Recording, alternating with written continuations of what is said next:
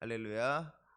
우리 주님의 사랑과 은총이 이 시간 우리 가운데 임하게 되기를 주님의 이름으로 축원합니다. 사람이 살다 보면 실수를 할 때가 있기 마련이죠. 누구도 누가 나는 절대로 실수하지 않는다, 나는 완전하고 완벽하다 하고 자부할 수 있겠습니까? 누구나 실수를 하기 마련이에요. 그런데 실수 중에서도 이렇게 좀 가볍게 웃어넘길 수 있는 작은 실수가 있는가 하면 절대로 해서 안 되는 큰 실수가 있습니다. 예를 들어서 제가 자주 하는 실수인데, 저는 이야기를 하다가 저도 모르게 이제 단어를 좀 바꾸어서 말할 때가 있는 것 같아요. 예를 들어서 예수님을 하나님으로 잘못 말한다거나 이런 거죠. 언젠가 한 번은 이제 기도를 마치면서 저도 모르게 하나님의 이름으로 기도합니다, 그러고 기도를 마친 적이 있습니다. 근데 이런 것들은 목사님이 이렇게 말이 잘못 나왔나 보다, 누구라도 그냥 가볍게 이해하시고 넘어가지, 아유 저놈의 목사님은 예수님으로 이름으로 기도합니다, 이거 하나도 모르나 보다, 이런 분들은 아마 없을 거예요. 성도님들 입장에서도 이해를 하실 수 있는 그런 실수인 거죠. 그런데 만약에 설교를 맡은 목사가 예배 시간에 늦어서 지각을 한다거나 아니면은 예배에 아예 빠지게 된다면 어떨까? 그건 정말로 해서는 안 되는 그런 실수인 것이죠. 근데 제가 한 번은 그와 비슷한 실수를 한 적이 있습니다. 제가 예전에 섬기던 교회에는 이제 주일 예배를 드릴 때 담임 목사님이 설교를 하시고 부목사들이 사회를 봤어요. 그날 제가 이제 주일 일부 예배 사회를 맡은 날이었습니다. 제가 원래 좀 잠이 많아서 또 잠에 한번 들면은 잘 일어나지를 못하는 사람이라서 알람을 맞출 때 여러 개를 맞추거든요. 그래가지고 예를 들어 6시에 일어나야 된다 그러면은 6시만 맞추는 게 아니라 5시 50분, 5시 40분 한 두 개는 더 맞춰 놔야지 겨우 일어나는 사람인데, 그날은 뭐가 그랬는지 6시에 일어나야 되면은 5시 반에 한 30분 일찍 저도 모르게 눈이 탁 떠진 거예요. 그러니까 야, 오늘은 여유가 있다, 오늘은 시간이 좀 있겠다 그러고서는 느긋하게 준비를 하기 시작했습니다. 샤워를 하고 막 머리에 이렇게 발라가지고 탁 머리 넘기고, 그러고도 시간이 남는 것 같으니까 이렇게 얼굴에 막 선크림도 발라보고 막 이러면서 막 천천히 몸단장을 한 거예요. 그런데 갑자기 같이 사역하는 다른 부목사님한테 전화가 왔습니다. 고 목사님 어디에요? 막 다급한 목소리로 전화를 하시는 거예요.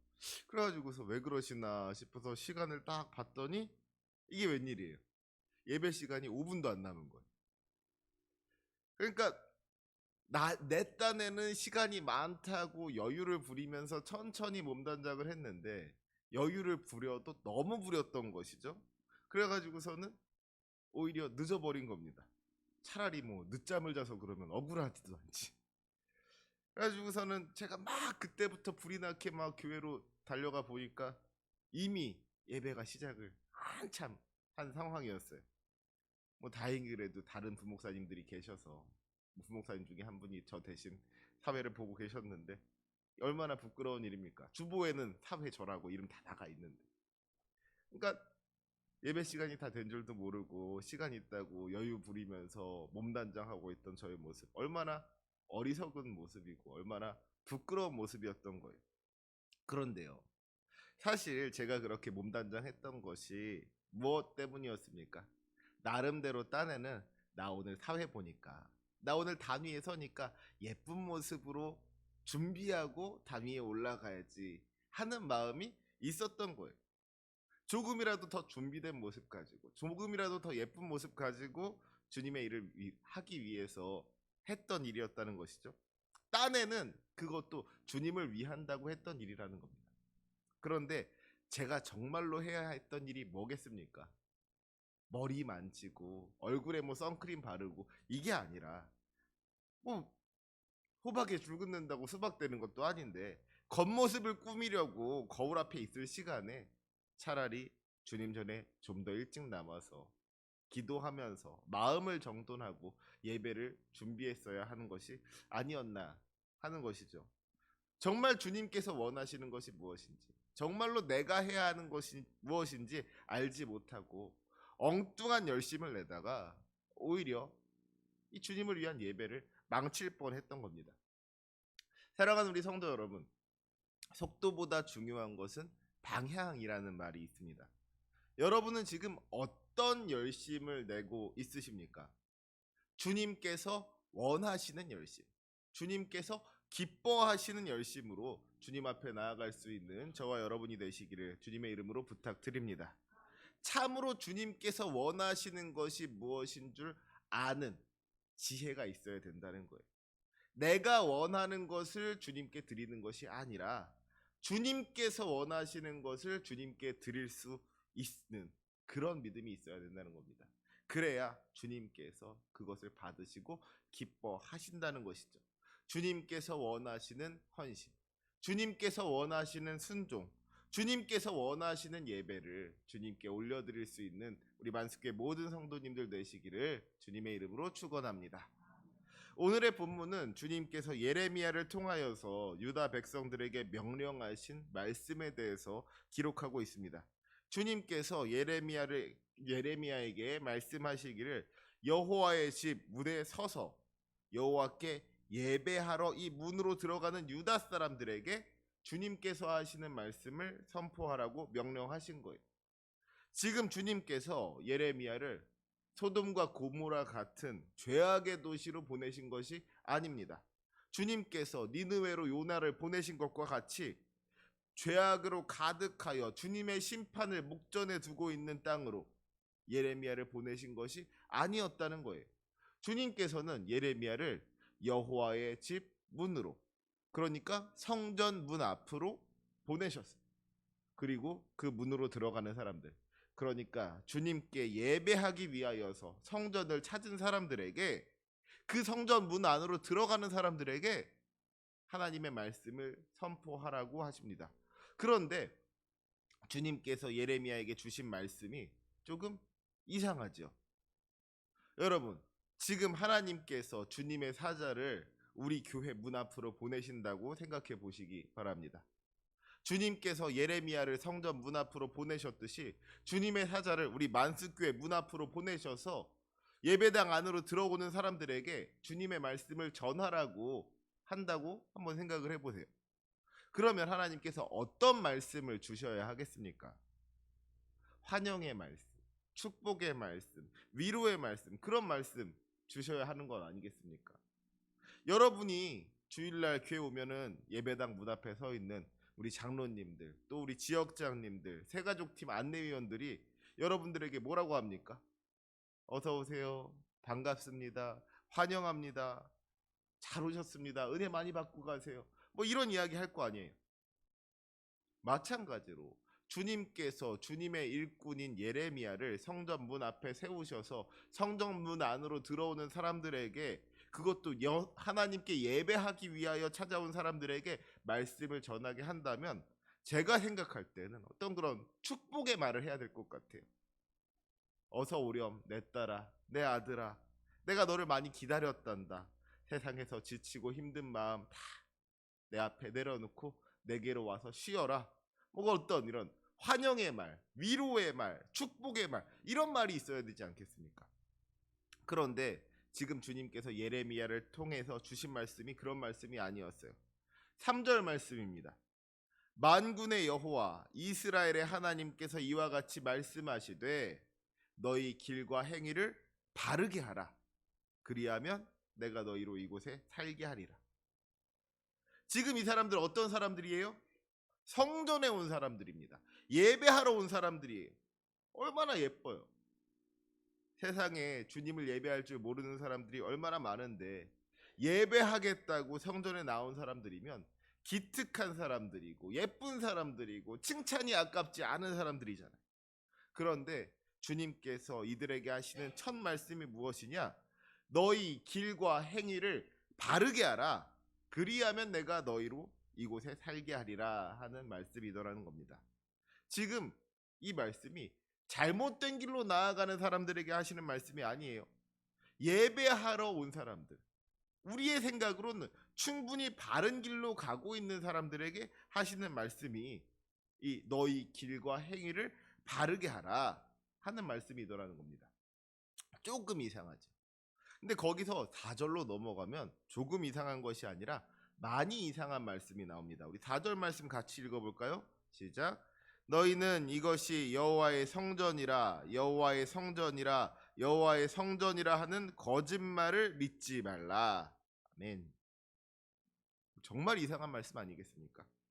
지금 성전에 왔는데 성전 문으로 들어가고 있는데 여호와의 성전이라는 것이 여기가 여호와의 성전이라는 말이 거짓말이라고 말씀하십니다. 그것도 한 번, 두 번도 아니고 3번씩이나 강조하면서 말씀하고 계신 거예요. 이상한 말씀이죠. 여기가 여호와의 성전이 분명한데 정작 하나님께서 여기가 여호와의 성전이라는 그 말이 거짓말이라고 그 거짓말 믿지 말라고 하시니까 그러면 여기가 여호와의 성전이 아니라 어딘가 이상할 수밖에 없는 이야기인 거예요. 그러면 여기는 어디입니까? 11절 말씀에 그 답이 나와 있습니다. 11절 말씀도 같이 읽어볼까요? 시작. 내 이름으로 일컬음을 받는 이 집이 너희 눈에는 도둑의 소굴로 보이느냐? 보라, 나 곧 내가 그것을 보았노라. 여호와의 말씀이니라. 아멘. 내 이름으로 일컬음을 받는 이 집이 너희 눈에는 뭐로 보인다고요? 도둑의 소굴로 보이느냐? 보라, 나 곧 내가 그것을 보았노라. 내 눈에는 이 집이 도둑의 소굴로 보이는 거예요. 하나님의 이름으로 일컬음을 받는 집인데 하나님의 눈으로 보시기에 이곳이 하나님의 집인 성전이 아니라 도둑의 소굴로 보인다는 거예요. 그 이유가 9절과 10절에 기록되어져 있습니다. 너희가 도둑질하며 살인하며 간음하며 거짓 맹세하여 바알에게 분향하며 너희가 알지 못하는 다른 신을 따르면서 내 이름으로 일컬음을 받는 이 집에 들어와서 내 앞에 서서 말하기를 우리가 구원을 얻었나 하느냐? 이는 이 모든 가증한 일을 행하려 함이로다. 도둑질하면서 살인하면서 간음하면서 거짓 맹세하면서 세상에서 죄라는 죄는 다 지으면서 마음껏 우상숭배하다가 성전에 와서 예배 드리고서는 이제 나 예배 드렸으니까 나의 모든 죄가 다 용서를 받았다고 내가 이제 구원을 받았다고 말하는 것이 그 당시 사람들의 모습이더라는 겁니다. 그러니까 그 사람들을 향하여서 주님께서 하시는 말씀이 뭐예요? 이는 이 모든 가증한 일을 행하려 함이로다. 성전에서 예배를 드리는 것이 가증한 일을 끊어내고 구원을 얻기 위함이 아니라 그 가증한 일을 계속하기 위해서 다시 세상에 나가서 죄를 짓기 위해서 도둑질하고 살인하고 간음하고 거짓 맹세하며 우상 숭배하기 위해서 주님 앞에 나와서 예배를 한다는 거예요. 그러니까 주님의 눈으로 보실 때에 이곳은 성전이 아니라 도둑의 소굴이더라는 것이죠. 여러분, 도둑의 소굴은 어떤 곳입니까? 도둑들이 도둑질하는 곳이 도둑의 소굴이 아닌 거예요. 도둑들의 집, 그러니까 도둑들이 쉬는 곳이 도둑의 소굴입니다.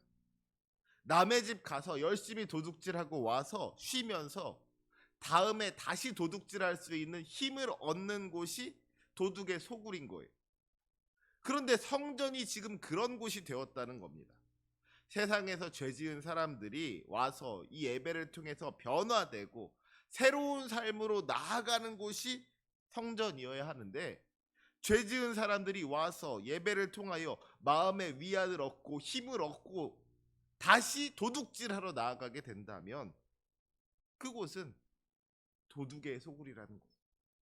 아무리 나쁜 사람이라도 계속 죄만 지으면 마음에 찔림이 있으니까 중간에 한 번씩 성전에 와서 예배도 드려가면서 예물도 바쳐가면서 양심의 가책을 조금 덜고서 마음 좀 편하게 한 다음에 다시 힘차게 죄 지으러 세상으로 나아간다면 이곳은 성전이 아니라는 것이죠. 이곳은 도둑의 소굴이라는 겁니다. 주님께서 보실 때에는 그런데 지금 이곳이 성전이 아니라 도둑의 소굴이 되어 있더라는 거예요. 사랑하는 성도 여러분, 그렇다면 지금 이곳은, 우리 만습교회는 성전입니까? 우리가 예배하는 이곳이 성전이 맞습니까? 이곳이 성전인지 아니면 도둑의 소굴인지는 우리에게 달려 있는 겁니다. 우리가 이 예배를 통하여서 변화되고 있다면 이곳은 성전입니다.